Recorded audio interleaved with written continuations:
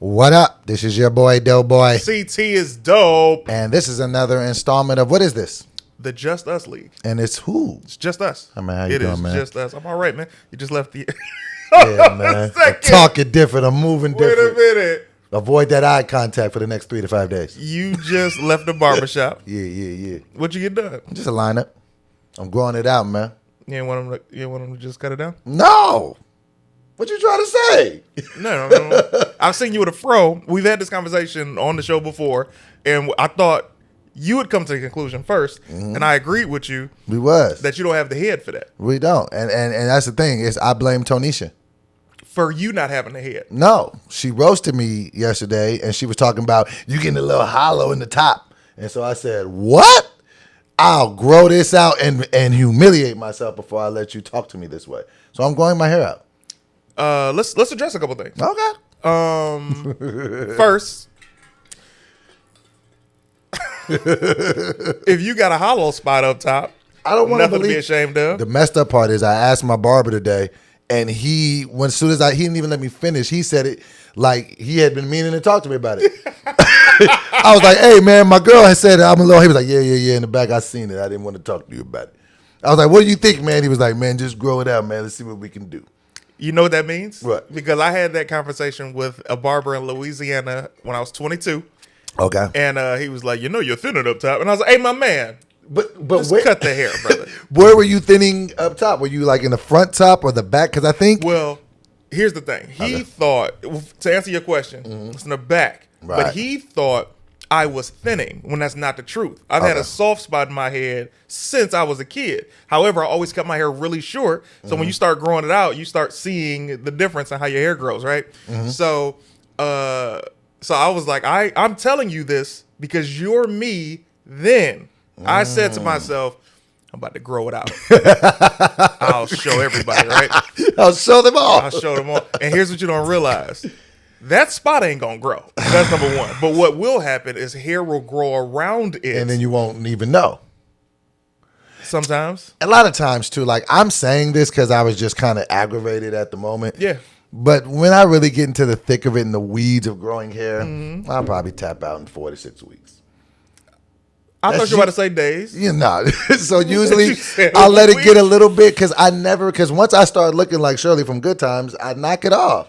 I'm telling you, I don't need it. Like, 'cause I just have the face and then the fro starts going.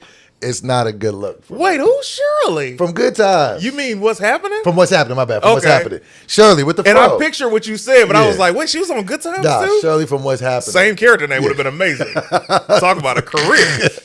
Okay, so first of all, dope lineup. Thank you, Beard's crazy. Appreciate it. I'm not lining nothing up until I do my show in Chicago on the... Is that this weekend? No, that's the 14th. Okay. So I'm in Chicago November 14th, but I'm in Dallas on the 12th with Martin and the 13th in Houston with Martin. And then I go to Chicago on the 14th. Thank you for everybody who's been getting their tickets. You out here booking. Hey, man, they rock. New nickname alert, booking T. Washington. That's for me? That's for you because you're booking. Booking T. Washington? That's you know what's funny? We call BT because BT is the commercial king. He is the king. And this is, you know what? This is a lesson for manifestation, bro. Like if you really set your mind to something. So Lamorne Morris, and I want to say Alfonso McCauley, right? So we're having a conversation with them outside of the Laugh Factory about 10 years ago. And BT was like, yo, man. He's talking to Lamorne. He's like, yo, man, because he was the commercial king before he got I remember he was doing all the State Farm and all the he was doing everything. Right before New Girl came out, before he booked that. And BT was like, yo, man, commercials. He was like, oh, I'm done with those, man. I'm focusing on TV now. And he was like, well, can I get your commercial agent? Right? He was like, yeah, take the car, bro. You know what I'm saying? Good luck, right? And a lot of times people don't do that. A lot of times they don't. So BT was like, I want commercials. That's what BT said. I said, I want television. He said he wants commercial. To this day, I have never booked a commercial. Really? I've been on a veil. A veil is when you almost get it. When they're like, hey, we're going to hold you. Stay still. And then they say you the day before, yeah, we. I booked a commercial but got cut out of it. What was the I commercial? shot it. It was with Rest in Peace with Nipsey Hussle and Serena Williams and a bunch of people. It was a Beats by Dre commercial. Tell me about the commercial. It was great. It was a dope commercial. I had booked it. This was right after Wild 'N Out, just years ago. And I remember I didn't even really know who Nipsey Hussle was. I had heard a couple records from him, but I remember like a bunch of people like just lining around him to get autographs. And I never forget. This is how like he earned me as a fan. I remember waiting because I didn't want to be that guy, and I just waited and I waited, and then I said, "Hey, bro," once the line kind of dispatched, I said, "Hey, man, you think I can get a picture?" I was like, "I don't want to bother you." He was like, "Hey, bro," he was like, "All due respect," he was like, "You ain't never got to apologize." He was like, "I'm honored that you would even want a picture. Like, let's get the picture." And then he like sat and chopped it up with me because we was like, you know, still in the same thing. So I became a fan of his music after that. But then this is why you don't count your what is it? Chickens before they hatch. Eggs before they hatch. Much like I did, you know, a couple of times with Wild 'N Out. Much like, you know, with this, I have been telling everybody, I'm in a commercial with Serena, man. You just wait till it comes out. Ooh. It came out, it was fire, but it was Sans Doughboy. And it just hurt. What? They just took me out. So yeah, I had just got paid for my day rate. So, but it was a dope shoot. And I had thought that I was bringing the energy. Like I was just, it was like back when, you know, it was, I forgot like what they were all doing, but like I remember I was really bringing it. And I was like, this should be my commercial. Maybe that's why. Like, you know what I'm saying? Like I just kind of felt like I'm doing all of the right things. And then they were like, nigga, let me tell you something. Brother, no, you weren't. I caught that. We're going to keep it. Here's the thing. We'll keep it clean. Maybe they cut you out of it because they wanted the focus to be on the other celebrities instead of you. That could be it. But the thing is, I never shot directly with them. So it's like they were doing things and then they shot us. We were just like regular people who weren't like these big stars that were doing different stuff. But yeah, I've never you know what? I've never booked a commercial either. I've never really auditioned for any, but I've never really had an agent in the game. I think I got to give myself, I think 2022 will be the year I finally secure an agent and really try to get out. It's only November. Let's just say 2021. But, I mean, eyes alone, hella pause. You should be able to get an agent. They love light-skinned dudes with light eyes. I'm not light-skinned. God, Doughboy. You got to knock it off at the, bro. I'm not that far from a hue from you. Doughboy. We're not that far apart. I don't know why you think. I don't know why you think this. You're not Childish that Gambino much. was talking about you, huh? You're not that much darker than me. You're not that much further than me. Let me let me ask you this. Let me ask you this question, because this has happened. I've been around a lot of people. Not to waste your time. Boom, boom, boom. If you want it. All right, go ahead. You might as well keep going now. You can have it. If you need it. We can do it. You should do more with your You should do more with your voice. Oh, man, I'm just joshing around. Nah, just man. pulling your leg. A lot of people don't know this dude can really sing. He You should said do it more often. Redbone Childish Gambino was talking about you. Wait, so and then went through the whole thing. Didn't even let it out. So to give the full circle, BT wanted the commercials. Over the past 4 years, he's been booking commercials like nonstop. And we said that BT stood for booking things. Booking things. Booking things. Kingsley. Okay, yeah. Let him keep that. He deserves it. But I appreciate the new nickname alert. But no, okay, so you've been around a bunch of people, right? You've been around a bunch of different celebrities. You've been around your childhood hero with Martin. Yeah. Who Plural, have all of them. I met all of them. Who of everyone that Except you met Mary. have you like fanned out over for real? Because I had a situation this weekend and it happened. Oh, brother, we're gonna get to that. So I want to know who that is my God, for you. Who's your fan out? Okay, you know what? Everybody who knows CT knows I am a Power Ranger guy. Y'all can't see it in this frame, but all of my Power Ranger memorabilia is on the left side of the room. Walter Emmanuel Jones and I we met in 2010 and we became friends around 2011, 2012, right? Who is this? Walter Emmanuel. Who is this? Walter Emmanuel Jones is the original Black Ranger. The American, because I know people, well, actually. Anyway, he's the original Black Ranger from Mighty Morphin Did Power they Rangers. ever have their mask off in that show? I never was a huge fan. Did you ever see his face on the show? Yes, though. Okay. Oh, boy. Gotcha. you are out of control. So they might as well call Keanu Reeves. This is a speeding situation. He is out of control. So that was a far reach, but we got it. Anyway. I'll let you have it. I was like, I appreciate it. You out. I can admit my faults.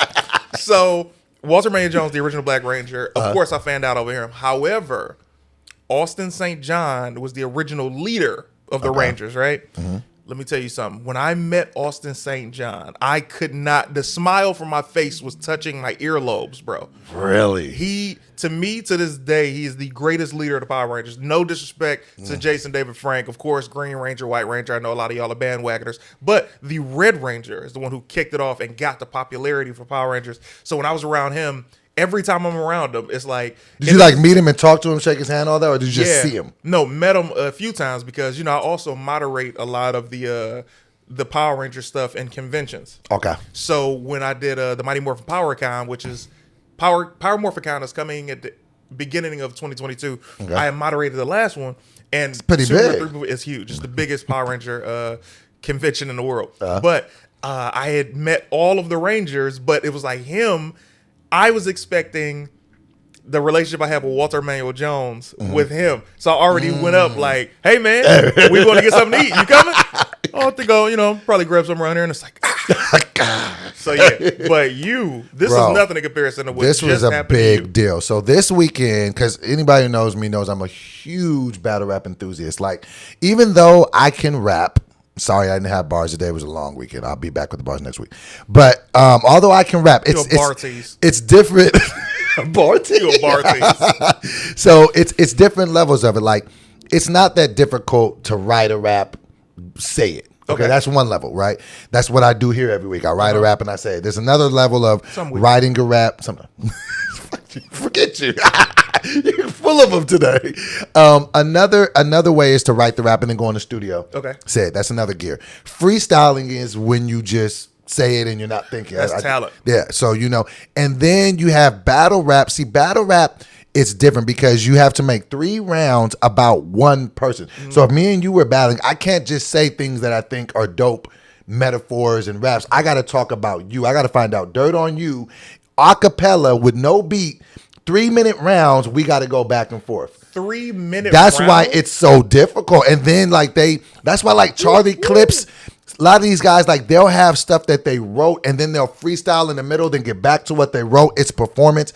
So it's a whole thing. You got to get into the culture. It's one of the best things. Wow. So with all that being said, there was a lot of people don't know, Drake is a big fan of the culture. That's why I don't understand, when people talk about why Drake isn't the GOAT, and I argue with them, I'd be like, Drake puts on for the culture. Drake be at these events and he's the biggest rapper.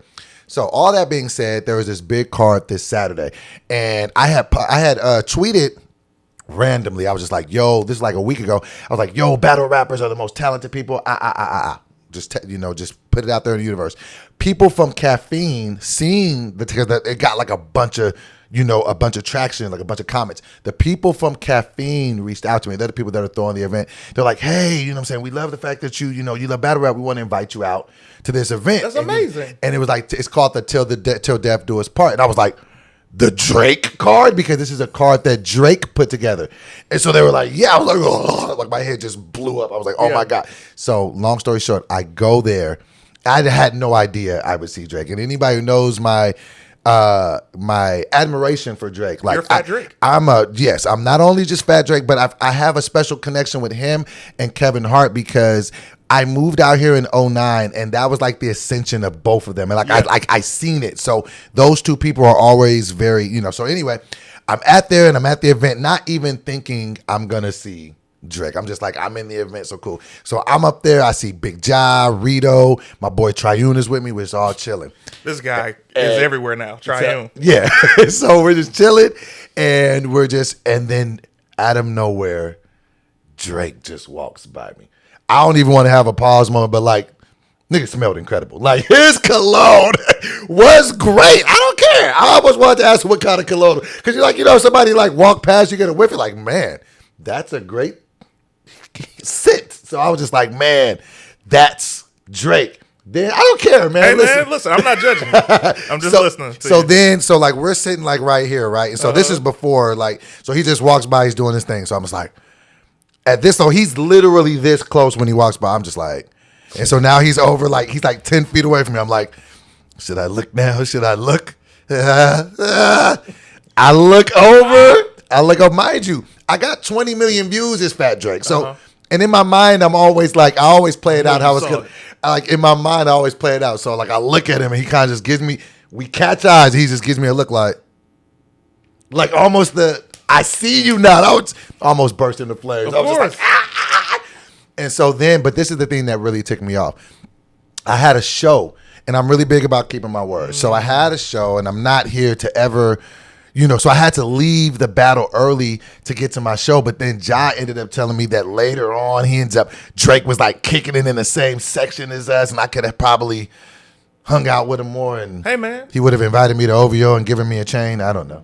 Do you ever just like imagine it's going to go one way and then it doesn't? Like in my mind, I'm like this. Once I see him, I'm like, he's clearly going to ask me to go on stage and perform Fat Drake.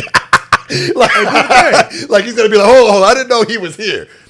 The fat version of me is get on stage, stop the battle. So, but no, it was just super cool. But that was like, of all the people that I've been around, that I've been a fan of, like that was because you've met everybody else. You got a chance. You're a massive Jamie Foxx fan, as we both are. You got a chance to perform with Jamie Foxx. Yes, that was huge. huge. Wildin' Out with Kevin Hart. So the fact that Drake was the last one on your list to be around, like there are other people on the list, but it's like these are your three. I didn't meet him though. And I felt like a sucker because he was there and other people were going up and taking pictures with him. And I don't know if it was my ego. I was just like, I don't want to be that guy. But then it was just like, I do though. Like, listen, man, but I just you're a fan of. But I didn't want. I was just waiting for the right moment because even when people come up to me, and I'm nowhere near the level of Drake, but even when people come up to me, like I at least sometimes want them to just to respect the moment that I'm in. And like he was having a good time. I just wanted to I didn't want in the middle of a battle to just be like, hey man, I'm dope. I made fat songs of your songs. You want to take a picture? Fat songs of your songs. Won't you say we flick it up, huh? Like, so I was waiting for the right time, and I probably would have had it if I didn't have to leave. But that was big for me, man. First of all, it's not going to be the last time. Second, that situation, if you saw other people going up and getting the flick, I hear you. First, let's sit in that moment for a second, man. Congratulations. Thank you. Got a chance to finally be in the same room as one of the people that you admire. You both shared a head nod, That changed my life. That was definitely a big moment. You did a story, and I was like, I was chilling. You know what I mean? Like I often do. And I see Doughboy post a story, and I'm like, oh, I like Doughboy. Because honest to God, when you're watching friend of the podcast, he's a friend of the show. Yo, when you're watching IG or Facebook or YouTube, you're genuinely like, I like this person. Let me see what they're talking about, right? So I click on your icon and I see that you're at the battle rap thing and I see Drake and I hear you say, yo, this is crazy. But I know internally you're like, Drake!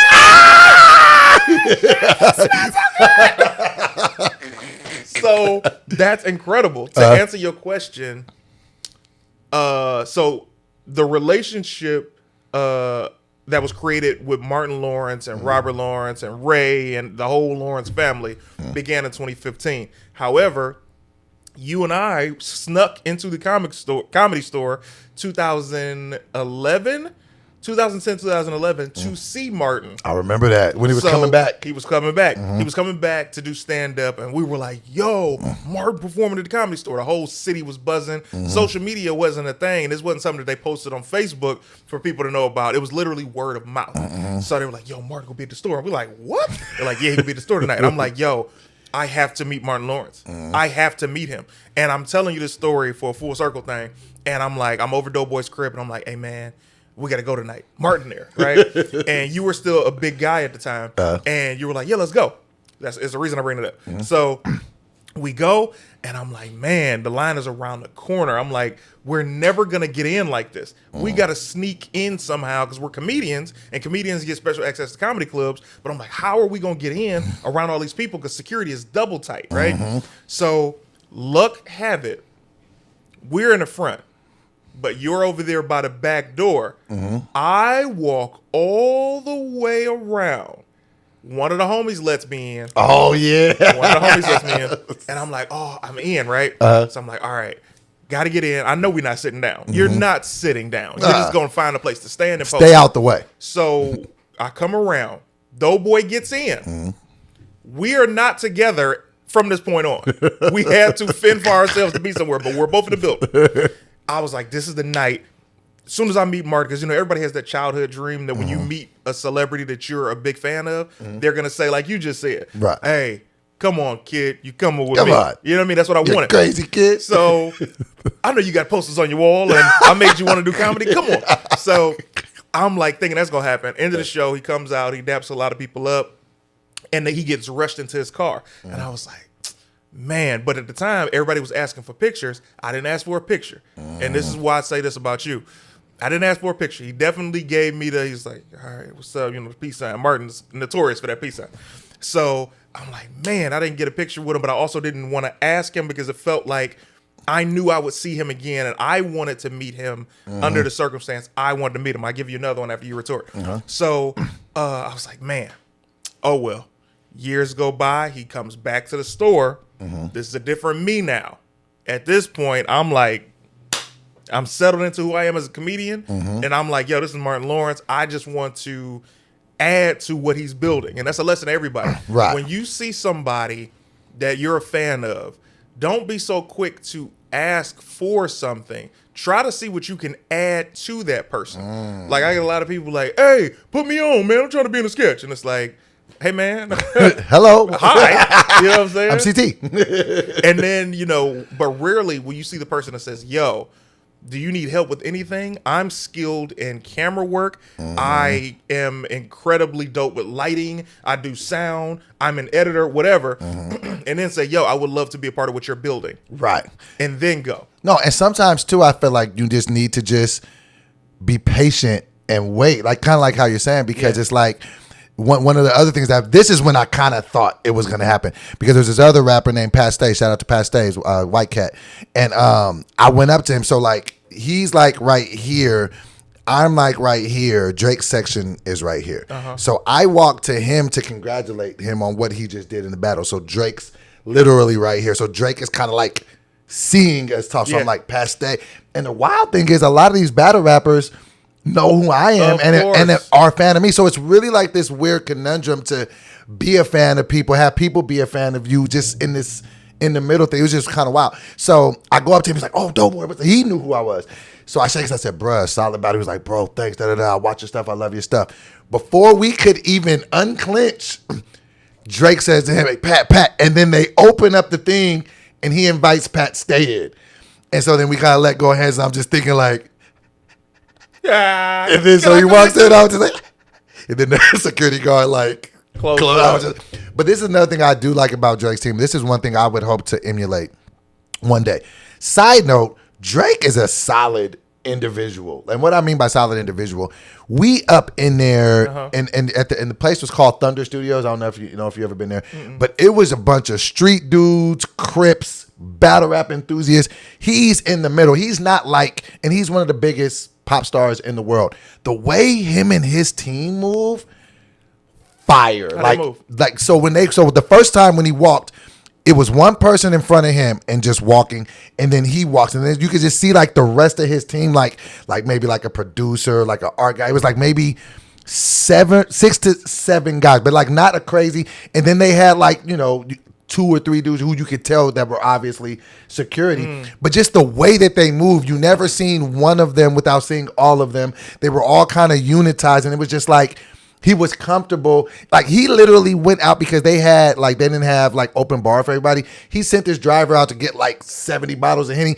He's literally out there in the crowd pouring shots of Henny, but comfortable. And I was just like, I would love to have his level of success with that comfortability with my fans. Like for him to be who he is and still be out there chilling, pouring shots, because it was literally his birthday. Like that's where he chose to spend his birthday. So I was and just you didn't even say happy birthday? I know how it is. I just didn't want to be the guy. And like kind of like you said, something in my spirit let me know I'm gonna meet Drake again. I have it in my heart that I'm gonna work with him. And that's like always the biggest thing. Like when I do parodies of people, I never do it from a disrespectful space. I always just want to be like, did you like it? Because I've parodied him more than any other artist. Yeah, I know he's heard it, so I just want to be like, you like it? So no, man, that was definitely a cool time for the weekend. So let me give you this one.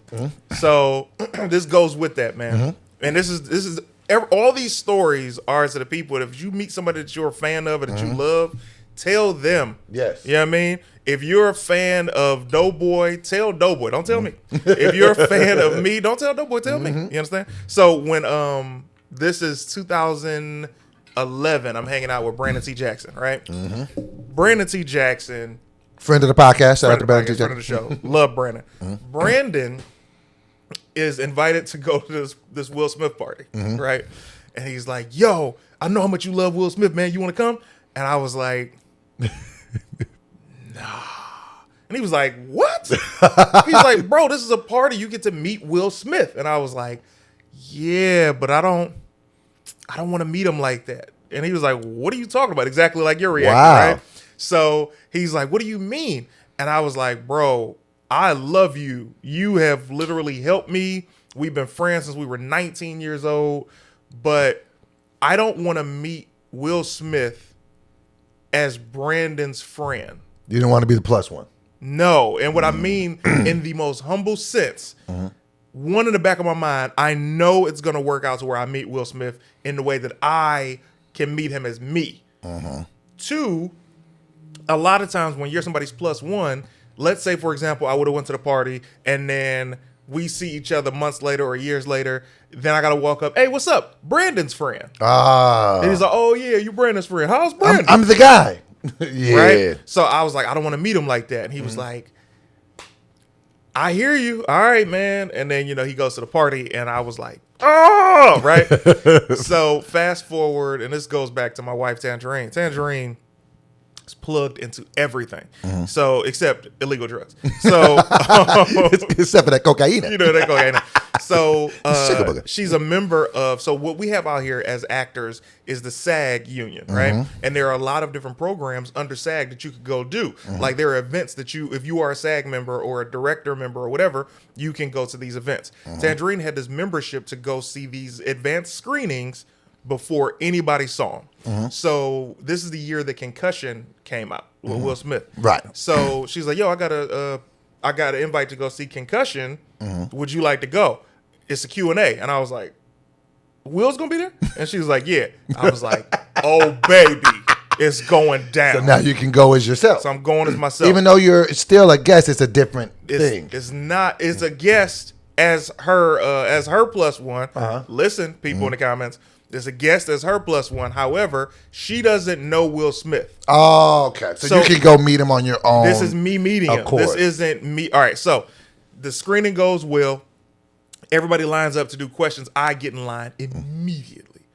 I say, "Listen, man, I have seen all of your projects, and I came into this movie wanting to see a Will Smith movie, and I did not see Will Smith at all. That's a testament to how great you did this character." Oh, okay. And he was like, "Yeah, you had to say that the right way, because when you say it at first, it's just like, wait, what are you doing?" And that's why I take my Don't time. talk to William this way, Willard. But that's why I take my time when speaking, because right. So I say that, and he's like, "Wow, thank you, man. Wow, that really means a lot." And I say, "It's an honor and a pleasure, man." And I was like, "Hey, while I'm up here, I'm performing in Chicago November 14th. I'm joking. I didn't say it, but I did say." You get the tickets at ctsdope.com. So, but I did say, "Hey, while I'm up here, man, I did tell him where I was performing that week, which might have been like at the Union." And I was like, "Man, and I know this isn't that type of event. I'm on a microphone. There's literally 300 people here." I said, "I know this isn't that type of event, but I would love if my wife and I could get a picture with you after this." And he was like, "Absolutely, man." Dang. And I was like, Cool. Sat down, right? Let him take the rest of the questions. Take the rest of the questions. Joint is over. Yeah, I need you to wrap it up, right? So it's over. Everybody's leaving. Now people are trying to rush the stage, right? The security's stopping people. I stand up and I was like, Big. and Will was like, "Oh, come on, man!" And then Tangerine was right there. So Tangerine and I got a picture of Will. It's already on my IG. I'll repost it. And then Tangerine got her own picture. I got my own. And I was like, "Man, thank you." And then I was like, "It's an honor." And that was that. And we dispersed. So 2011. And it always comes full circle. Always. So you're going, man, it's going to be bigger. Again. It's going to be bigger than you running into him. It's going to be like y'all working together or you being like, hey, CT, I can't do the show today. Yeah. I'm at DRAKE. Yeah. I'm with Aubrey. Okay. I'm with Aubrey. So yeah, man, that was a good weekend. This has been Halloween weekend. What else happened this weekend of note? Let me tell you something. So, Tangerine and I did our first, I can't even say annual. We had an adult sleepover, right? Where everybody came over. We played games. We carved pumpkins. We watched scary movies. Kicked it. Had an incredible time. Food, snacks, the whole galore. And Doughboy and Tony came through and a host of others. And we had such a good time. And here's the thing. So I said to everybody, I say, yo, when y'all come over, everybody's sleeping over. You bring your sleeping bag, bring your air mattress, whatever you feel comfortable with, but come bring that. Everybody's like, all right, bet. Doughboy's like, yo, I'm there, right? Doughboy, I almost didn't let you come because Doughboy, the reason we didn't do the last episode in person. Because I wasn't feeling good. He didn't want me having a spreader event. And I was like, hey, man. And he's like, no, I'm really good. And I was like, why is he so afraid to get checked out? I was like, whatever. So he said he's feeling good. I said, if anything happens, I'm not only going to sue him, but I'll fight him. So, lawyers ready. Yeah, he's on his way right now. I got him on potato, nigga. So everybody comes up. We having a good time. We watch Nightmare on Elm Street 1. Yes. Fire. Towards the middle to the end of the movie, I feel it hitting me. I'm like, all right, well, I'm going to sleep. It's about 3:30 in the morning. It's about 3:30. So I close my eyes. I'm knocked out at the end of the movie. Doughboy, well, before I go to sleep, Doughboy is like, oh, man. Hey, is it cool if I take my shirt off? And we're like, what? Okay, mind you. So we have a couch that has a bed under, so it's a couch bed. It turns into a couch bed. So he moved to the couch bed. Him and Tony. He's like, I'll take my shirt off. And then Kid Edwin was like, cover your nipples. He was like, raise it up, cover your nipples. I was like, let me give you some context because all the context makes all the difference in the world. Now, I'm always a big dude. Always been a big dude. Ben used to be much bigger. I'm always hot. My temperature is always hot. So for the majority of my life, I be sleeping in nothing but boxers. For the last year, Tony has somehow convinced me to sleep in the buff. So that get the visual out of your head. Stop it. In the buff. In the buff. Doan, new nickname alert, Doan the bluff. But anyway, so I be sleeping naked. And so when I get hot, like you know what I mean? And so with your home, because you know, if you have different levels, if we're on a higher level, the heat rises. And y'all keep y'all heat around 73, 74 in the house. I think that night you had it at 78. So that's listening. I'm not going I just want to give you some context around it. So that's kicker number one. I really be hot and I normally sleep sans anything. I can't in the buff. So I gotta have clothes on. I actually had pajama pants and a shirt that I had halfway up.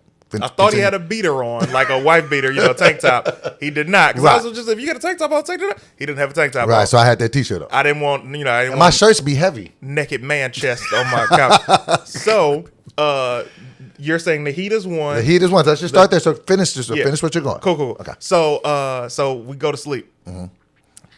I'm knocked out. Doughboy sits up and he's like, yeah, I'm going to go ahead and get out of here because, hey, CT, man, your snoring is loud. I was like, Now, give y'all context. I go to sleep every night with a sound machine, like acoustics, right? Because I know I snore, but I didn't know how loud I snore, right? Because Tangerine, it's just me and Tangerine. Right. And she be asleep too. So I'm like, all right, she ain't tripping. So I didn't realize this amongst a group of people. And I was like, oh. And my thing is, I want to save the event. I don't want anybody to go, so let me just remove myself and go upstairs. So I was like, no. You stay here. I go. Because I'm still waking up, so I can't get my speech pattern together. I go upstairs. I go to sleep. And as I close my eyes, I hear toot toot, and I was like, were those car doors? It's like 4:30 in the morning at this point, right? So it's already the next day, Right. So let me let you know what was going on in my mind. And this is what I explained to him the next day. Okay, this is what could have happened. Now, also, first, I didn't have an air mattress. So that was a thing. But then, like he said, he circumvented that and said, here, sleep on the bed. So even though I'm sleeping on the bed, the angle that I was, it just wasn't the comfortablest for me. So that was the one thing. I couldn't get fully comfortable on the bed. For two, I was super hot. Like I was just like, it's really, really hot. Right. Then for the third thing, it was like, it takes a long time for me to go to sleep. And then it takes a lot to wake me up. At least like when Kiara's not around. Like when Kiara's not around, I can sleep for real. Like when she's in the house, I'll wake up instantly. Yeah. So paternal instinct. Yeah. So it's just like I finally fell asleep. I'm like, okay, I can do this. And then I heard the snoring, and I was just like, okay, let's just. And this is my train of thinking. Luckily, I literally live 1.7 miles away from CT. I was like, I know he has this catered thing in the morning. I can go home, sleep in my bed naked, and just for the next couple hours, and then just come back in the morning. So I really did. I'm like, I'm so close. Now, if I lived like over the 405, I just would have roughed it out. So I was just like, well, since I'm so close, let me take advantage of this. So that's what I ended up doing. I ended up going home, and then I ended up waking up. I think I woke up a little bit later than you guys. But by the time I got here, it was cool. We got to... So let's back up. Okay. So Doughboy gets... Well, first, I wake up. We tell everybody to be here at 10 because we know Doughboy, Shantae, they went back home. Right. Shantae wasn't feeling well before she even got to the house. So I understood. She told us before she got here. Doughboy, I was like... right? So he texts. He's like, hey, man... Don't you hate if you're like, I'm missing my friends, and then a friend texts back, hey, what's up, everybody? And it's like, he's like, hey, sorry about last night, but anyway, when you want to record the show? And I was like, get back here now, right? And then he gets there, and I'm like, what's up? He was like, all right, look, man, I was hot. I'm used to sleeping naked. I couldn't get comfortable on that bed. And and you're snoring. I couldn't deal with all three. I could have done with any individual of them, but three in concert, no. And here's what's funny: me being removed leaves you with two. You're right. The second thing about the heat, I didn't know it was hot, and I'm gonna tell you why. Where Doughboy was, he was directly under a vent. I'm on the other side of a vent, so it just feels comfortable to me. However, like y'all have central air at the crib or fans or whatever. I'm like, why didn't you say something? Somebody would have turned the heat off and turned the air on. I don't know, like at that point, plus I had taken my medication too. So once I take my medication that helps me sleep, I just polar not that bad. You understand me? So you don't want me being all up on the roof after cookie. He can't come to no more sleepovers. Oh boy. Acting kooky? So no, these are not the views and opinions of anybody.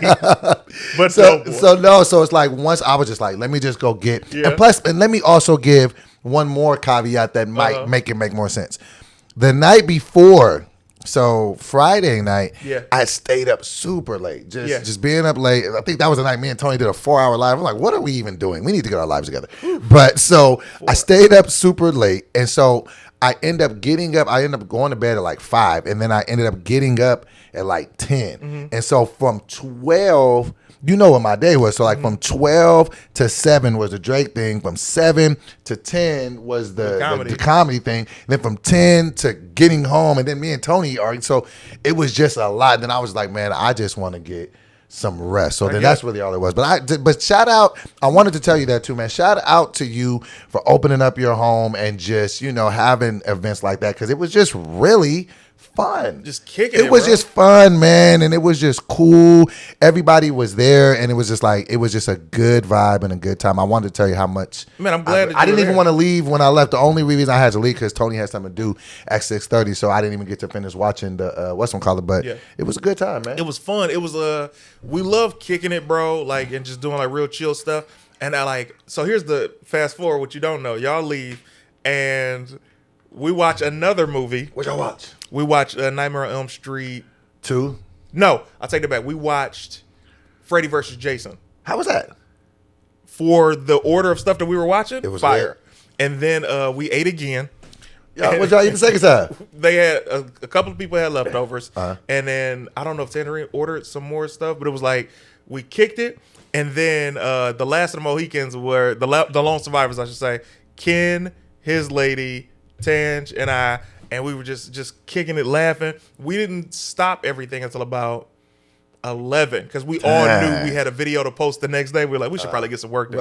Right. But it was so fun, and we were like, yo, we got to do this again, like outside of Thanksgiving and Christmas, like maybe New Year's Eve. That would be lit. And not just couples, like let a couple other people come in, and if people want to stay the night, they can. But it ain't gonna be like, hey, everybody, sleepover. But I definitely will be having somebody cook. Bro, that was fire, man. And then the food, was that vegan food that next morning? I couldn't even tell.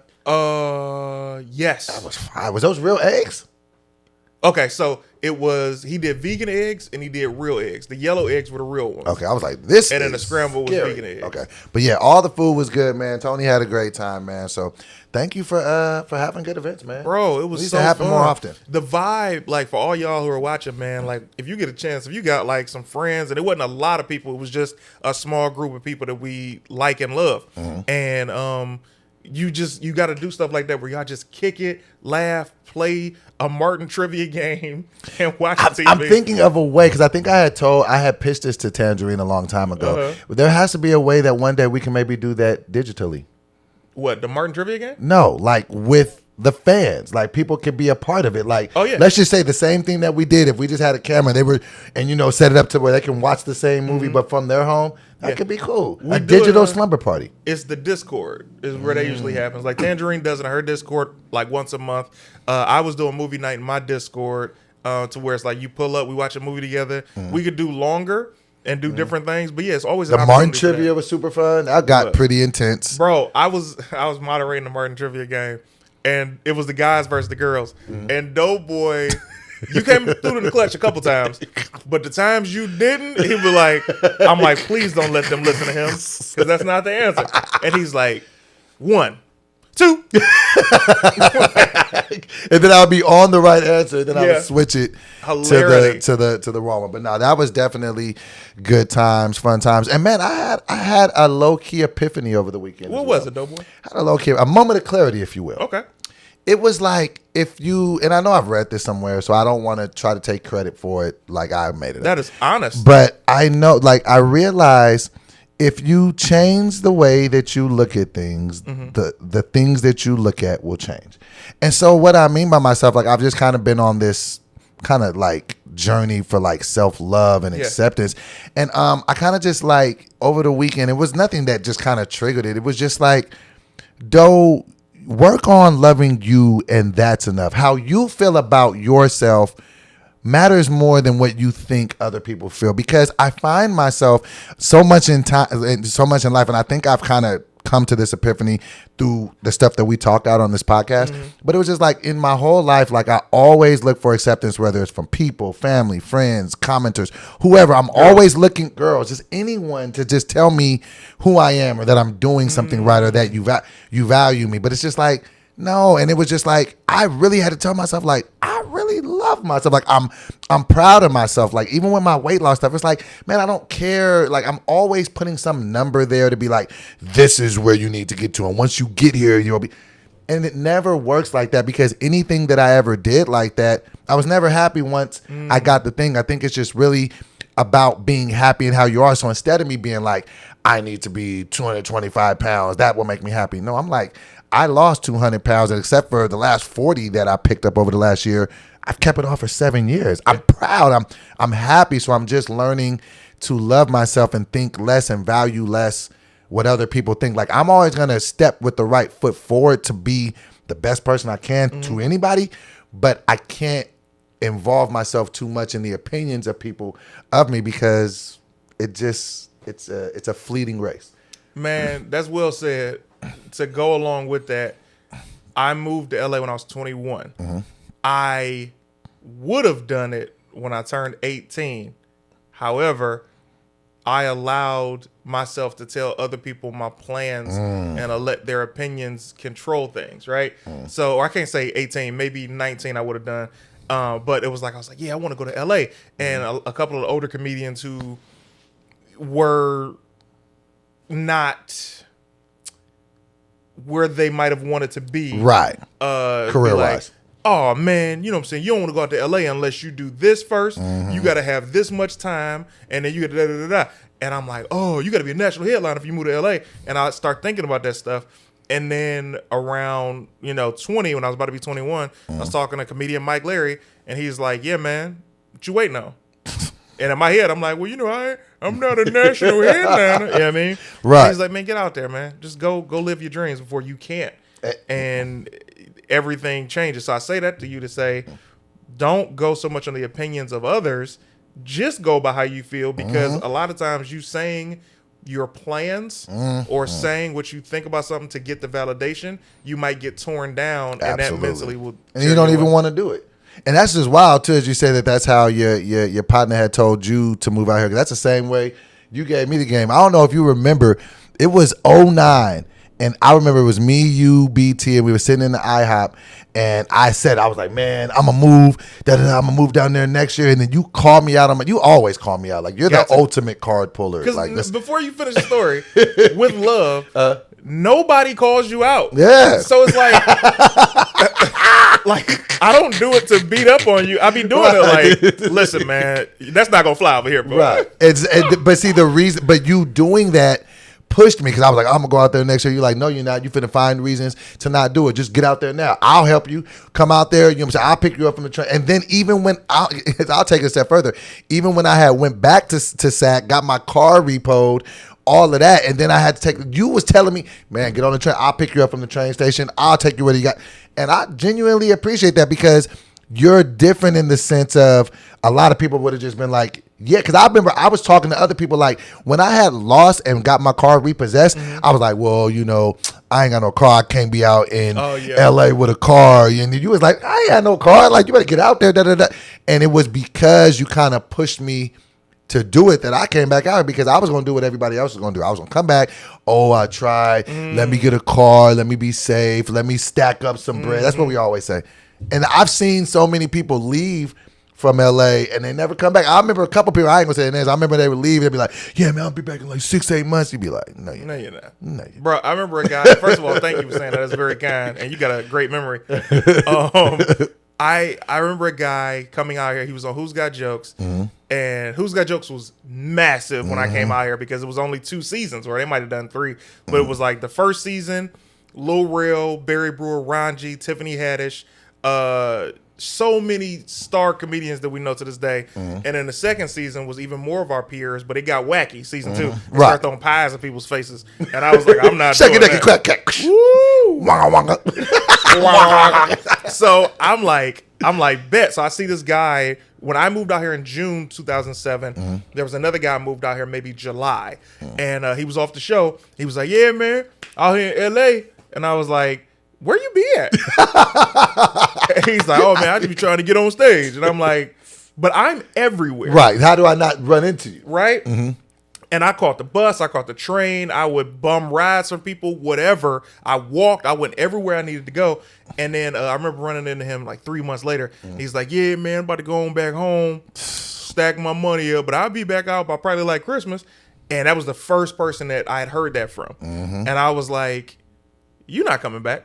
And he was like, what you talking about? Man, you crazy. I just go stack my bread. And I was like, how much money do you think you need to be out here? Because however much money it is, I don't have that. I haven't eaten in 3 days. I haven't even, come on, bro. You think I'm chewing gum because I want to? I'm starving, fam. You're trying to trick my stomach and my intestinal tract. So then the years go by and you see so many more people say they're coming and they're doing this. But it was like with you, I do remember us being in that. I think it was an IHOP or a Denny's or something. I remember. We were in there. Had a lumberjack slam.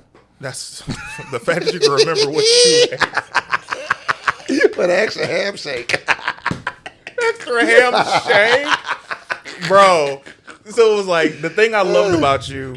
You had put me in a sketch, the E True Hollywood story about bacon. And you can still see it on YouTube today. It's very funny. Go look that up. So funny. So we had done that sketch, but it was like you had, and you still have that same light in your eyes, right?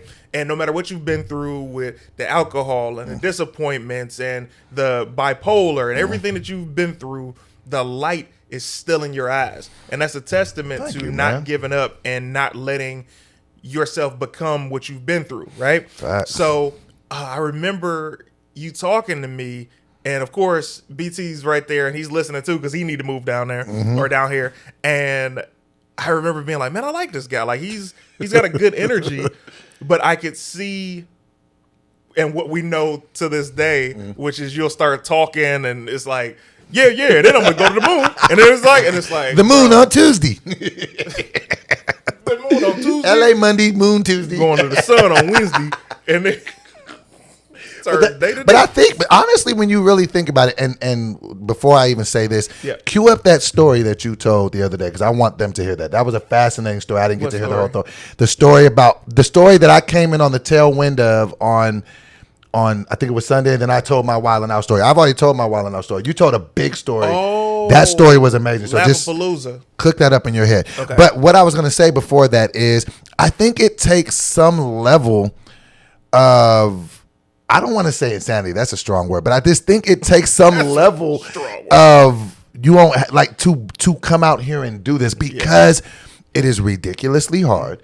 It is, you're dealing with an unnatural level of rejection. Yeah. And you just, like, thank you for that compliment. I mean, it means a lot that you say that because I was just saying that to myself the other day. I was like, I must love this because I still get up every day with it like, this has got to be it. And that's how you know true passion about something. But I wouldn't have it any other way just because I feel like if I wouldn't, and that's just whatever anybody wants to do. It doesn't have to be what I'm doing, but it's just that I feel like if you don't go after what you're passionate over, then life just starts to feel like time is just passing. Like I remember working at Wells Fargo and getting written up for taking a 17-minute break instead of a 15-minute break. Jesus, and I just remember being like, this can't be like this.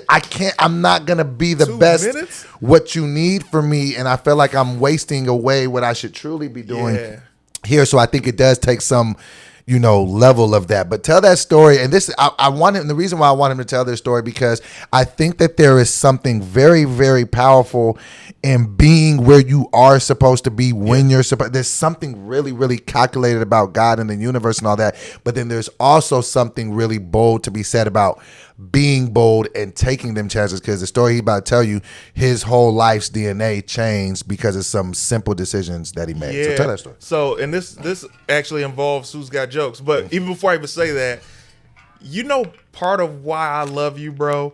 First of all, you're my favorite friend to be annoyed by as well. Like, that's the best compliment anyone's ever, because I know I'm annoying, bro. But I would love to be someone's favorite annoyance. Like, I get up a lot. I would never allow somebody to annoy me like this. But it's like, it's you. This is the reason why I love you, bro. You have so many similar qualities to my father. And what I mean, and I've never even realized this until as we were talking today, and I was like, so with you are so fun to be around. You're so funny. Oh my God. Like, that means a lot coming from you because you're like the funniest person I know. Thank you, man. So that's you're so funny. I can't think of a time I've been around you and didn't have fun or like laugh at something ridiculous you said. And like the thing about you saying ridiculous stuff is you wholeheartely believe it. And like it's mind blowing. So this is the thing about my dad. My dad was one of those guys that he was so great to be around. You're never angry when you're around him, right? It's like, but my dad, the flip side, my dad was a liar, right? Habitually. Listen, my dad was a habitual liar. Like, my dad would say things, and this is the brilliance about his lies, bro. He would say things to me, and he would think I forgot them, right? Like, I remember I was supposed to get so he had bought this Cordova. It was like I don't know if it's a Cadillac Cordova, but it was a Cordova. And it was an old school car. You mean a Camino? No, it was a Cordova. I remember that name, Cordova. And it was a green Cordova. It was an old school car. And I was like 14 or 15. And he was like, yeah, you know what I'm saying? Maybe when you get about 16, 17, save your money up. Whatever money you got, I'll match it. And we'll get you a car unless I give you this one. And I was like, I could have that. And the Cordova? The Cordova? Because they used to just sit in the yard in Virginia, like every time I was there for the summer. And he was like, yeah, you can have a car, but if you don't want this, if you know we'll get you something else, just get your money. So I get 2 opportunities to get a car. I get my license, my actual license on my 18th birthday, but I got my permit at like 16, 17. Okay. Piece of hair. So I called my dad. I said, hey, man, got that permit. So, you know, what we doing with the Cordova? He's like, oh, I sold it. And I was like, what? Years ago. He was like, I sold it. And I was like, why would you sell my car? That was my car. He's like, no, it wasn't, son. I was like, you said that if I saved my money, you would match it. Or, I mean, like, unless I didn't want the Cordova. Right. So you took the Cordova out. Right. And he was like, I guess you got to get your money. And I was like, all right, fine. I saved as much money as I could. And I was like, Dad, I'm up to $500. You know, you gonna match I didn't mean to laugh. I know. I saved as much money as I could. I showed up with $500. I was 16. I had nothing. Millions to a 16-year-old. But in actuality, even if he gave me $1,000 ain't getting you nothing. You'd be better off getting a yearly bus pass. Anyway, so he's like, I never said that.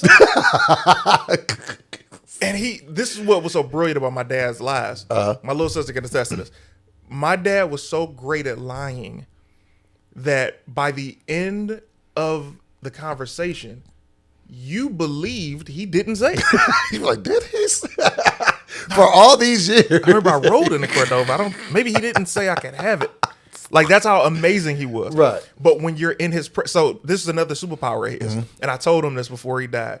I said, man, I used to have all these things pent up about you. And I used to have all of this anger. And then when I get around you, I'm so happy to be around you. I don't even want to bring any of that stuff up because of how you make people feel. Right. And he smiled and he was like... he winked. Did you hear a ding? Because that means he knew what he was doing. Right. So it's like with you, the senses that you remind me of my father is one, you're so great to be around, but it's also, it takes so much for me to say, no boy, X, Y, and Z are my issues. Because you're so fun. And that makes a lot more sense now. It actually makes a lot more sense about our relationship now. Yeah, so man. yeah, and because the flip is sometimes I have to say I have to talk to Doughboy because I know nobody's on your head. Right. And if ain't nobody on your head, you're gonna continue trying to destroy the city. And this is the thing too. And this is what I noticed too about when we the conversation we had all had yesterday. Yeah. And I will accept that yeah, I do say stuff a lot of times. But the one thing that I have noticed, and this is kind of what I had noticed yesterday too, is like, and maybe this was about I won't speak, however he was, but with me, whenever I say it, I mean it. Like, so I mean it. So I'm never saying it to trick you. So it's like put me in that situation. So if I have a child and it's like, you know what I'm saying? Because it probably made perfect sense. His money was probably up at the time. He was just like, it ain't nothing like, and he probably really wanted to. Life got real. And then by the time it was all said and done, you want to talk about it, it's like, what? Said who? Like, it's so because he didn't want to be a letdown. So I get that. I'm not backing it up, but it makes sense because I'm a people pleaser. I never want people to be upset. So whenever I'm saying stuff, I'm like, of course I'll write your movie next week. We'll have it done by Friday. I've said it to 3 other people too, but I wanted to write all of them. But it's never, and that's why I was so appalled because I was like, how dare you think I'm a liar? I'm a pillar of truth. No, but in my mind I am. But that's how you got to also understand. Sometimes too much people pleasing will get you in that. So that's why I got to start being like, if you say it, you gotta do it. But Period, you just brought up such an interesting point. That's what my dad. So perspective. I'm always looking at perspective. Ever since I think maybe 25 is when I stopped looking at my mom and dad as mom and dad, and I started looking at them as Tanya. Just and people, Clayton. just as regular, Because when you look at your parents, first of all, my mother's still on a pedestal to me, and I'm not saying that she isn't. I'm saying when you look at your parents as mom and dad, you look at everything from your perspective. That I was wronged. Yes. My mom should have done this. My dad should have done this. My mom didn't do that. My dad didn't do this. But when you start looking at them as Tanya and Clayton, then you start to say, oh man, like you just said, maybe he was doing great financially when he said this to me, but then, money got tight and he's like, hey, I ain't say that. He was like, hey man.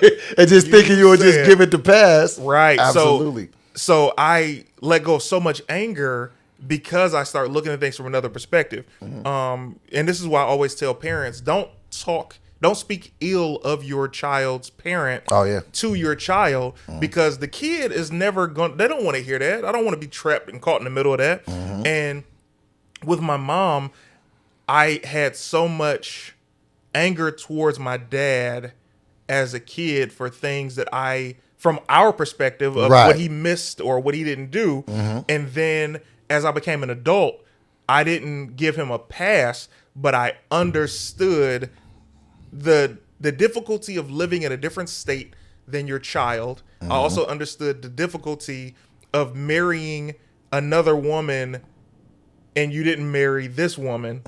And I also understood when this woman got married and continued her life, how you're like, I thought about both of their lives, and that's when I took myself out of it. As adult CT and not as child. Yeah. I recently came to that because as tough as I can be, as critical as I can be of my dad, publicly and otherwise, and just as of my parents as a whole, when I really start to look back at it, it's like I could be as critical as I want to my parents. Say, hey, I feel like they did this, and because of this, At the same time, my parents were 15 and 18 when they had my sister. When you said that, when they had my sister. So it's like they were kids. And then 18 and 21 when they had me. And I turned out okay. Like, you know what I'm saying? At 42, never been arrested. Like, I've made something of myself. So I think that, a lot of times we just want to only focus on the good stuff about things and then not, maybe a lot of times, I think Tim Dobbins said this, a lot of times we don't want to count the negative stuff in our life as what helped propel us to who we are. Because I know if I would have had a perfect mother and a perfect father, you're not sitting across from the same doughboy. I probably would have been real quiet. Like I would have probably been like an insurance adjuster. Not that there's anything against insurance adjusters or any of those things. I just wouldn't have, I had to start becoming talented because I was trying to get my parents' attention, which ended up me doing it to the way, and then me over and over and over again. So a lot of the things I think that we go through in our lives that you can deem as like, this was negative, you weren't here, like, no. At the same time, it still made me everything that I am today. It's hard to see that though. My mom, this is for my mom and my dad. And my mom watches the show. Thank you, Mom. I love you. My mom, by the time she had me, she was 26. 26, and she had 2 kids. She had to provide with no help, clothe, feed, all of these things with no help, right? Wow. Then you look at my dad. My dad, when I came around, he was 21 years old. Wow. And I say these ages, 26 and 21. 1, shout out to my dad for bagging an older lady. You know what I'm 2, because that's some sauce. You know what I'm saying? Exactly. 2, for me to look at my nephew, who is now 23.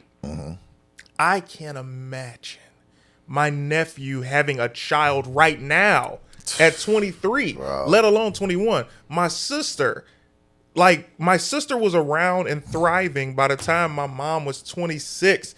To have 2 children by 26, which is still, in my mind, you're just becoming an adult. At 26, my mom had an 11-year-old and an 8-year-old.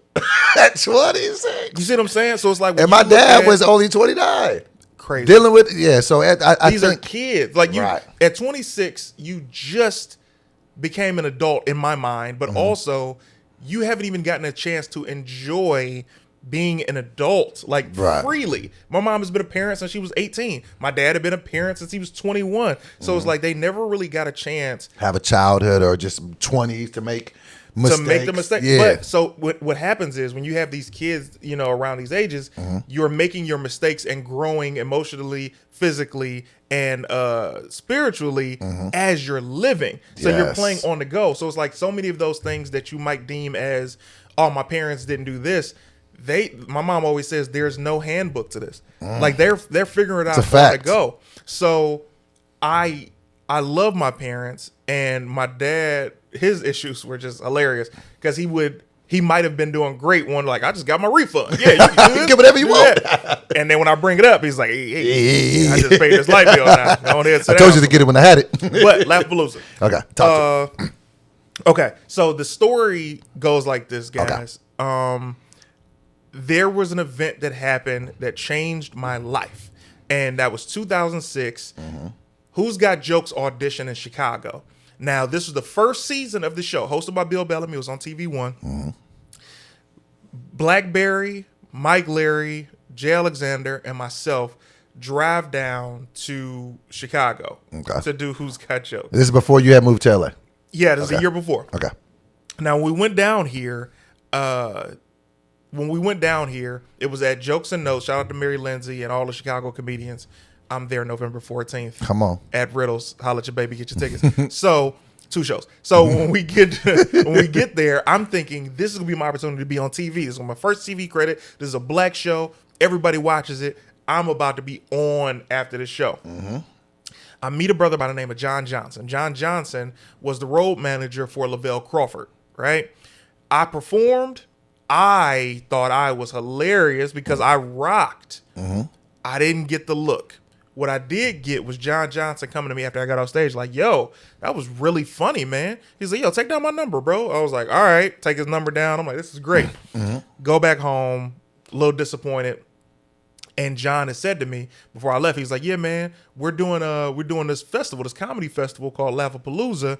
Jamie Foxx is involved. It's his joint. Marcus King, Greg Shelton. Greg Shelton is the brother of Howie Bell and Tony Jordan in Detroit, Tony Roney. And, you know, he's one of his producers. Speedy, everybody. I'm like, man, that sounds great. And I look at the cost to submit, and it was $160. I was like, I ain't got that, man. And he was like, all right, you figure it out. And I was like, yeah, all right, I'll figure it out.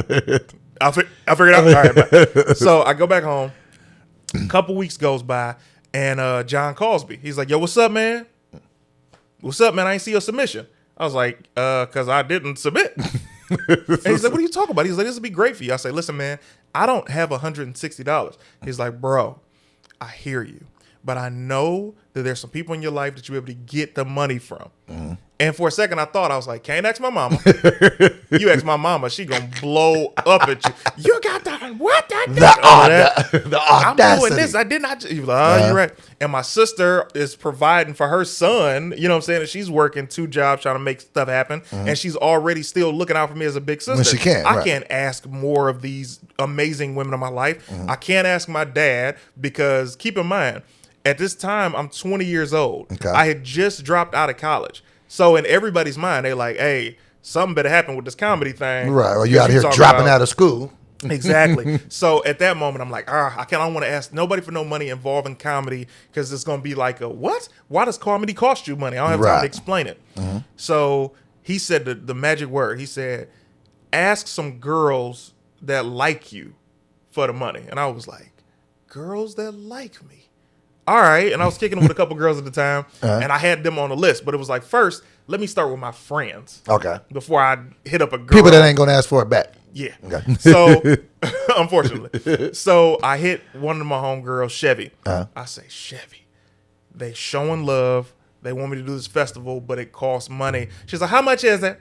And I was like, it's 160. She was like, I got you for 100. And I was like, off the rip. All right. Gives me the 100. I call my other homegirl, Beauty. Beauty, very funny story. Beauty, this goes back to your story earlier about you don't want to count your eggs before they hatch. Oh yeah. I also didn't want to put all my eggs in one basket. I went to high school with Beauty's siblings, right? And they were cool kids. Kids, they were like 2 years younger. Anyway, I went to the mall one day, met Beauty because I saw her, the girl, her sister that I went to school with, Joy. I was like, hey, what's up? Saw her sister. I heard R&B music when I looked at Beauty. Like, oh, you send me swinging. What song was that? You send me swinging. You never heard Send Me Swinging? Who's that by? Who sings You Send Me Swinging? Away for the day. You ever heard that song? Mint Condition. Okay. Mint Condition. I'd have to hear it you now. Send me swinging. You're hearing it. Is that the chorus? I'm hearing it.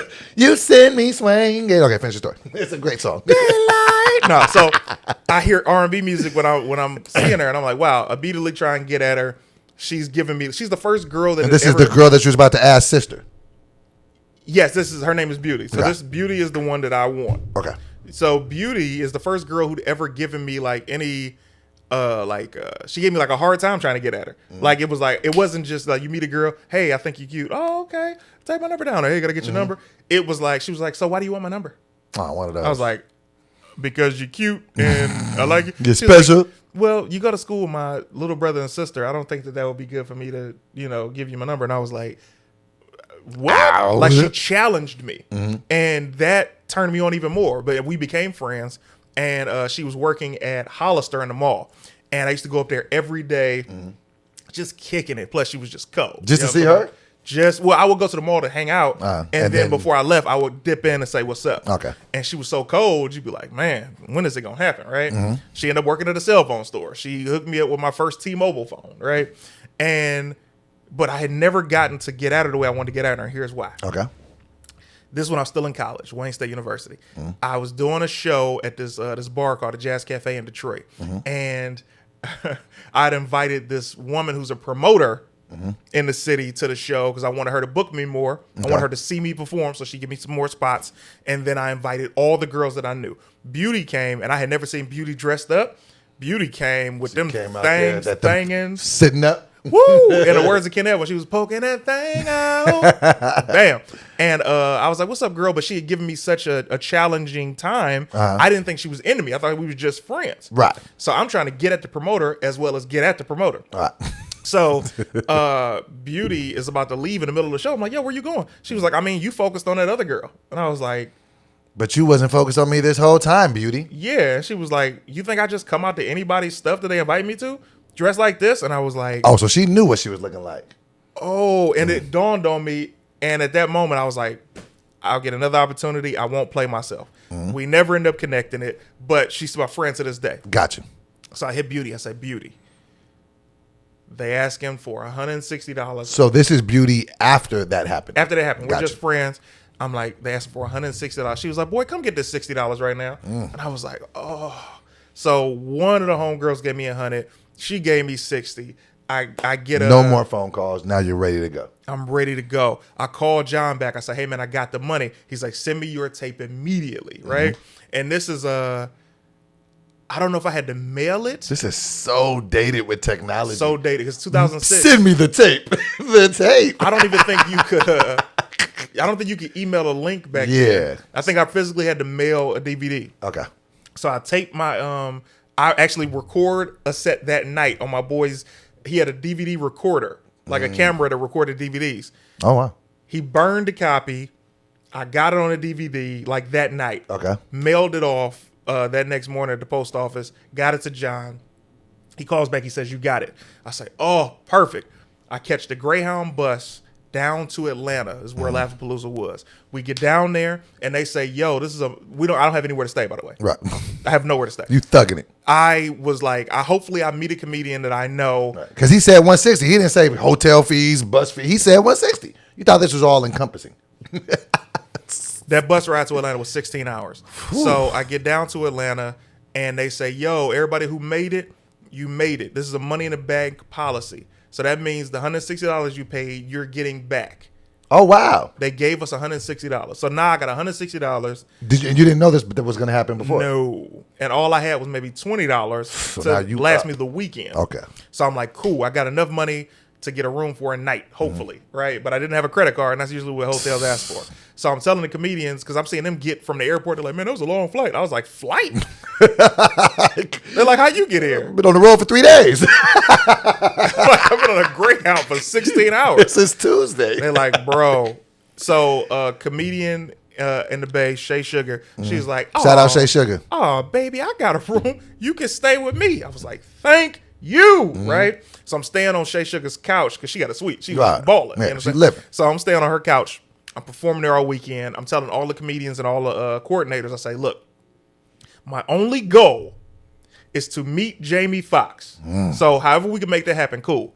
So they're like, we got a meeting in the morning as a comedian. What do you call it? Like a panel. Orientation. Oh, panel. Orientation panel. And that's where I meet Johnny Mac, Greg Shelton. Shout out Johnny Mac. Shout out Johnny Mac, late great Greg Shelton. So when I'm there in the panel, I'm telling them I'm from Detroit. I caught the Greyhound down here. I'm just trying to make relationships and, show you how funny I am. They're like, cool. Fast forward through all of the long stuff that's already long. The last night, they scheduled a new comedian show that I'm on and Jamie's show at the exact same time. Both are across town from each other. I'm like, why would they do this? We're supposed to be where Jamie is. I say, whatever, I'm going to that show. Right. I perform at the show we're at. They take the bus. They take us to his show. His show just ended. People are leaving the crowd, like leaving out their seats. I'm like, I got to get backstage. I go backstage. And this is why you're always nice to people and security. I go backstage. I'm dapping up the security that I've seen all weekend. They're like, hey, what up, dope boy? I'm like, hey, what up, man? Hey, where Fox room at, right? And they're like, oh, it's down there. I'm like, all right, bet. I walk past Anthony Anderson's dressing room. I run into Boris Kojo. I see Big Boy from Outkast. I looked in to see if Andre was in there. He wasn't. I kept going. No disrespect to Big Boy. I just love Andre. All right, Big Boy.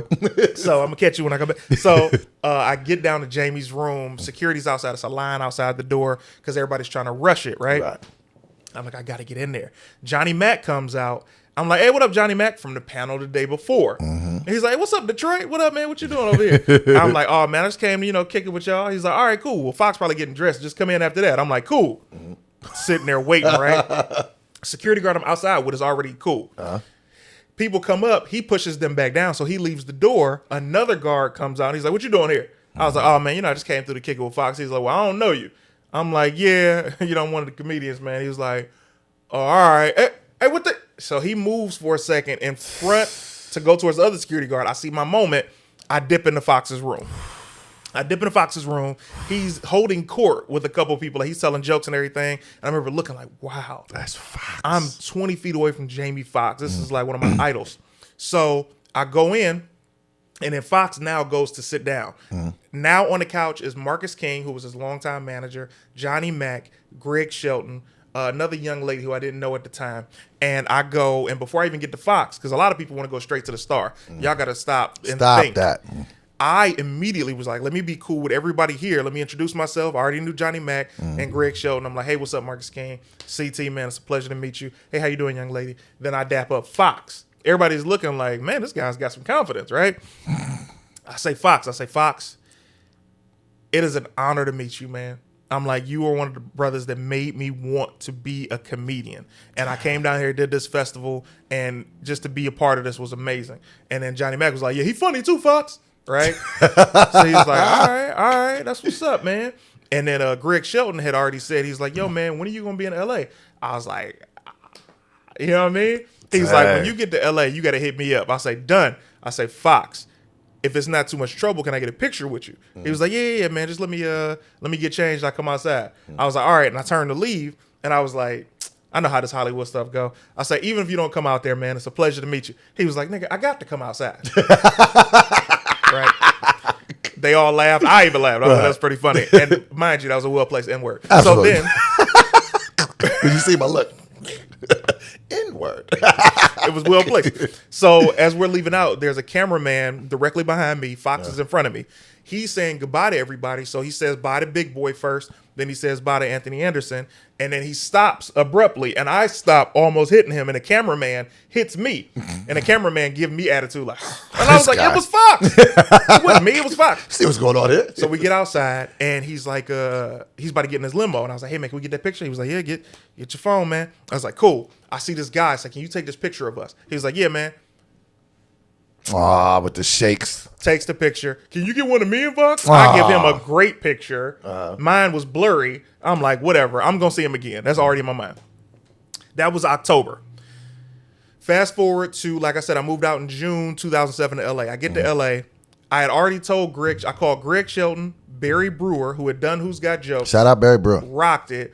I also called Corey Holcomb, Barry Brewer, Greg Shelton, and Deion Cole. Deion Cole was like, yeah, when you get out here, man, yeah, hit me up. You know what I'm saying? Like, real just cool. Right. Corey Holcomb was like, all right, man, yeah, you know what? Hit me when you get out here. I'm like, bet, I'm excited.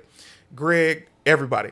Barry was like, yo, I'll pick you up from the airport, bro. Because we were on the phone for like 2 hours as I told him how great and how funny he was on Who's Got Jokes. This was on MySpace. I reached out to him. Right. So, fast forward, I get to LA. I'm on La Brea and Sunset. Well, before that, Barry couldn't pick me up. He sent Ron G. Ron G picked me up, and Ron G was like, he was like, yeah, man, where am I taking you? I was like, I mean, you know, can I stay on your couch for a couple of days? This your first time meeting? First time meeting. And he Wait. was This is your first time meeting. He's like, where am I taking you? Where are you going? With you. Because I was trying to stay with Barry. Right. But Barry, right. yeah, because he was busy. I was like, dang. So Ron was like, I'll take you where? I was like, you know what? Take me to a hotel that's near the closest comedy club. He takes me to a motel called the Starlight Inn that was by the Comedy Union.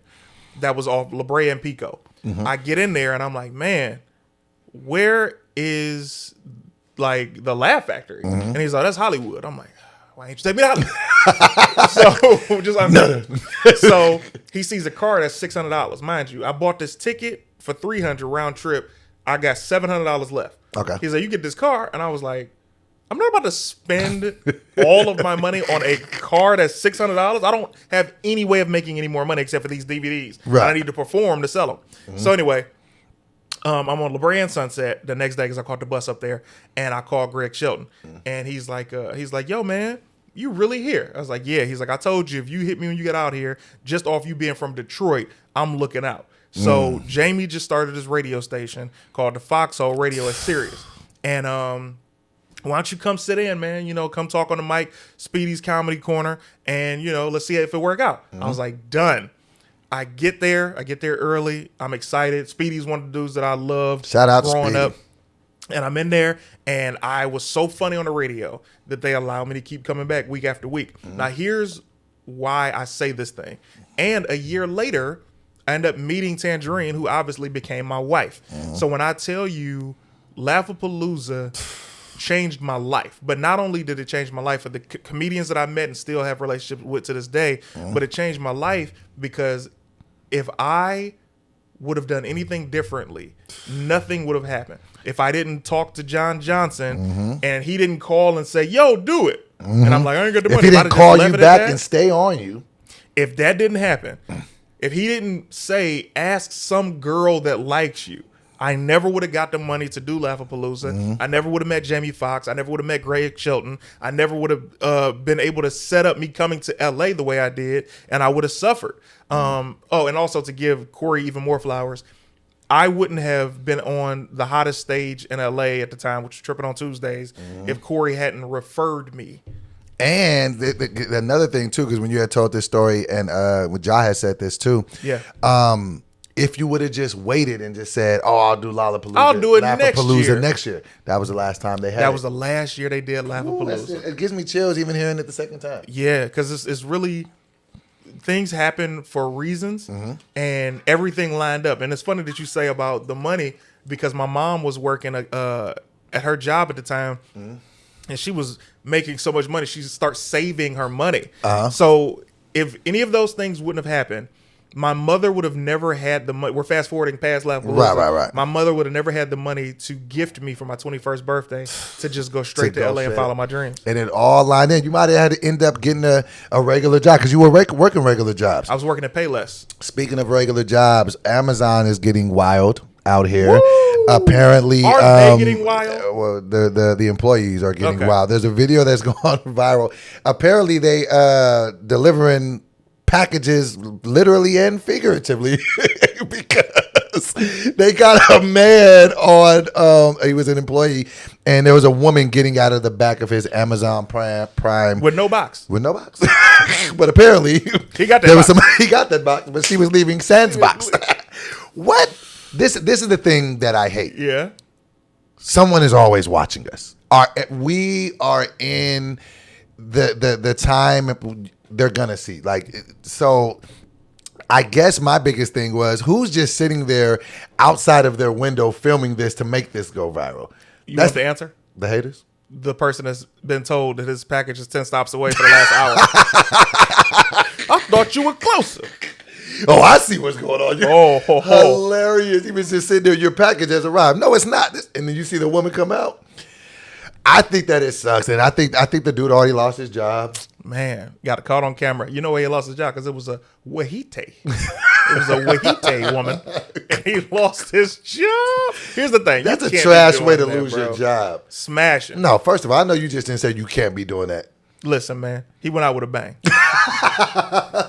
But what do? You can't. Men can't say no to if the opportunity arises, risking it. If you delivering packages and a young lady, we don't know if he knew it, we don't know the specifics, but if sex is on the table between your next delivery, you gonna do it?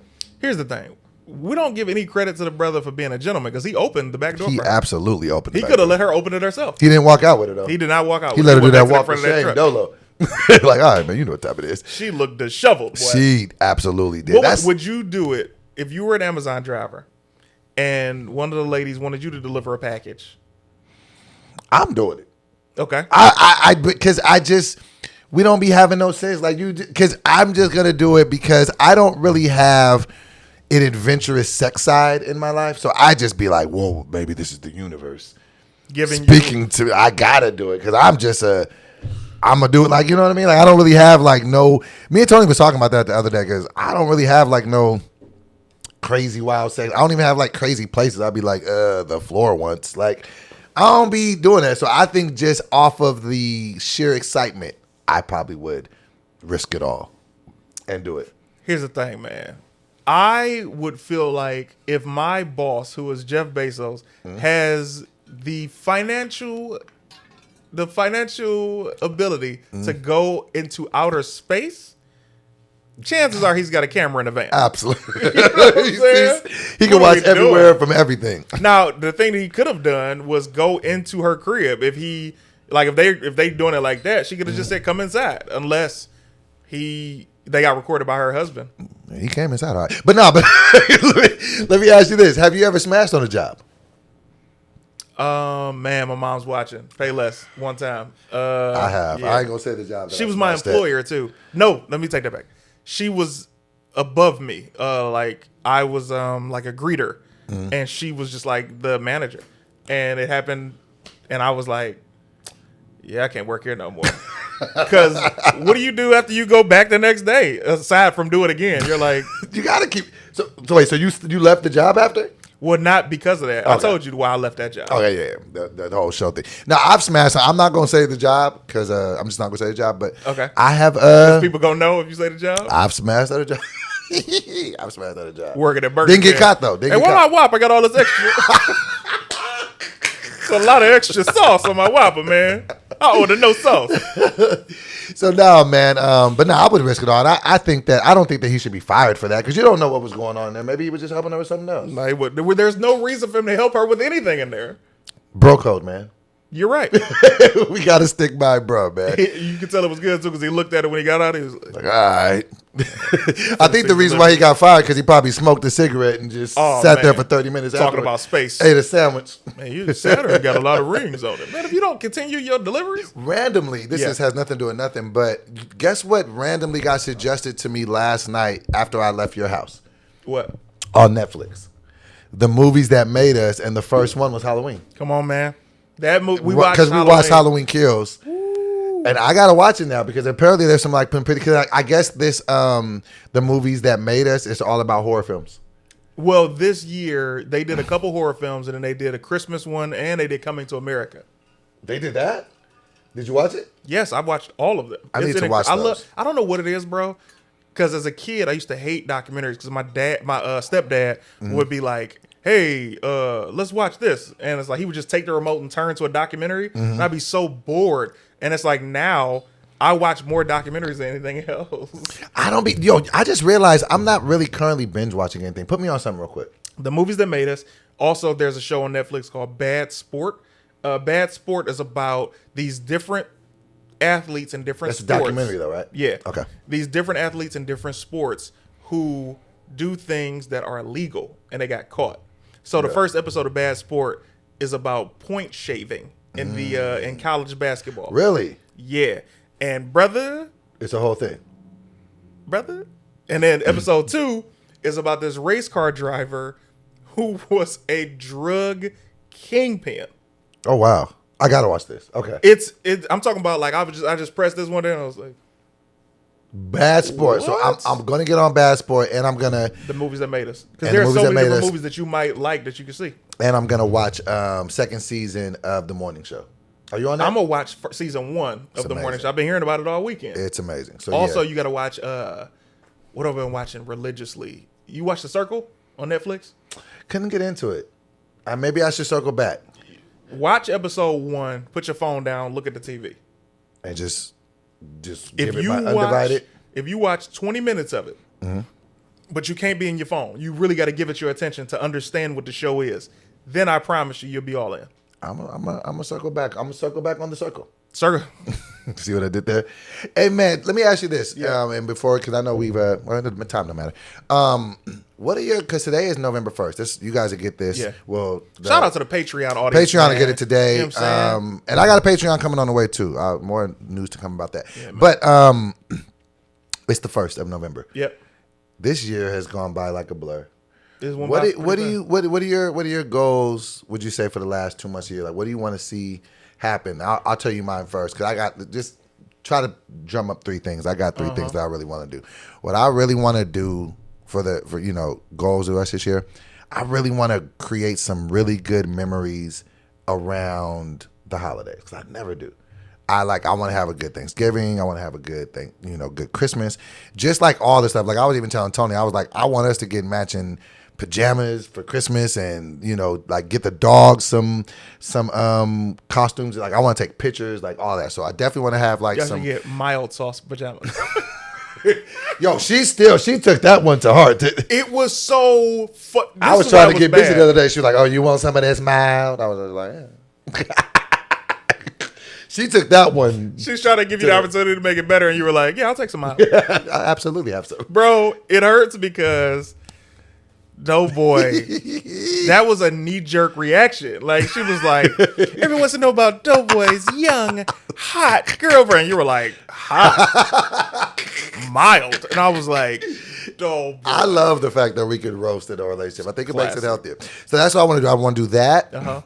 I want to stay sober from alcohol. I just always put that as a number one thing because I think whenever I get too far away from it, and people were trying to hand me drinks Saturday too. I turned down a couple of drinks. Nice. It's weird. Stay sober, and then the third thing I want to do this year before the end of the year is get to the point where I can do 30 push-ups consecutively. Nice. Let me tell you this, man. 30. Hearing you say 30. The alcohol thing, you got to look at it now. You used to drink alcohol. Yeah. Because you got to understand, the fact that they offered it to you, that means alcoholics always need somebody to drink with. Absolutely. Come on. They were trying to give me double shots too.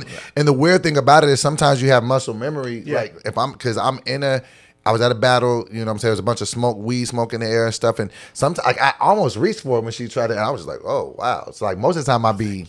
But yeah, man. So yeah, you're strong in that journey. Yeah. What you want to do for the end of the year? Y'all want to come over for Thanksgiving and Christmas? I think we're gonna be in Sacramento.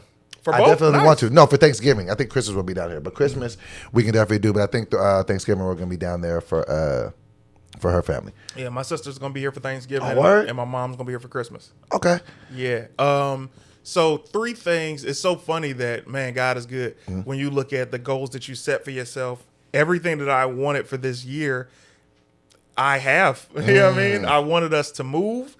I wanted to go on tour, my own tour, and the dates Chicago's up first. Come on. Baltimore is November 24th.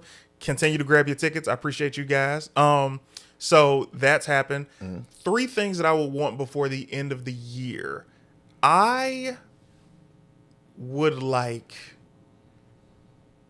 to continue thriving and continue being healthy and having an incredible time.